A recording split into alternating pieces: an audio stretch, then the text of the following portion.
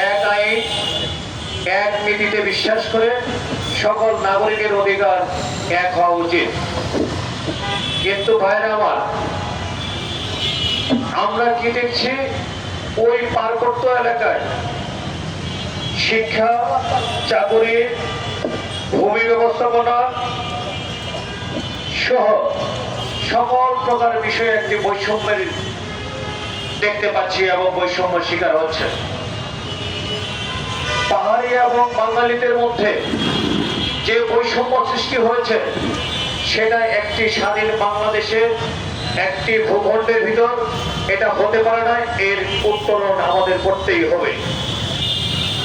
আর এটা উত্তরণ করতে না পারলে বাংলাদেশের সে অর্জিত আন্দোলন এবং শহীদদের রক্তদানের মাধ্যমে আমরা যে একটি কাঙ্ক্ষিত বাংলাদেশ দেখতে চাই, সেই কাঙ্ক্ষিত বাংলাদেশে আমরা রূপান্তরিত করতে পারবো না, সেই লক্ষ্যে পৌঁছতে পারবো না। বন্ধুরা আমার, এই বাংলাদেশে ওই ৭১ থেকে শুরু করে ৭১-এর স্বাধীনতা যুদ্ধ,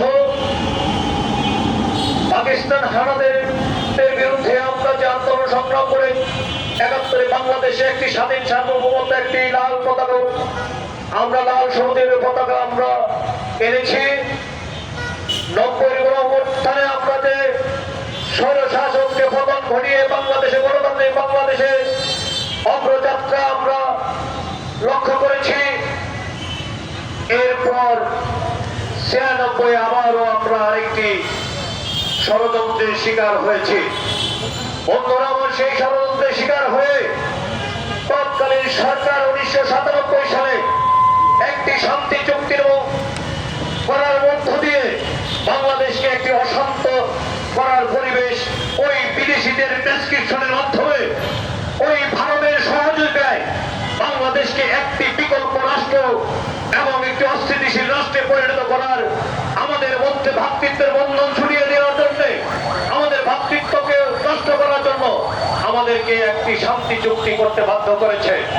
সেই শান্তি চুক্তিকে আমরা প্রত্যাখ্যান করে সকল নাগরিকের, বাংলাদেশে স্বাধীন সকল নাগরিককে একটি সমান অধিকার, সাংবিধানিক সকলের নাগরিক অধিকার আমরা নিশ্চিত করতে চাই।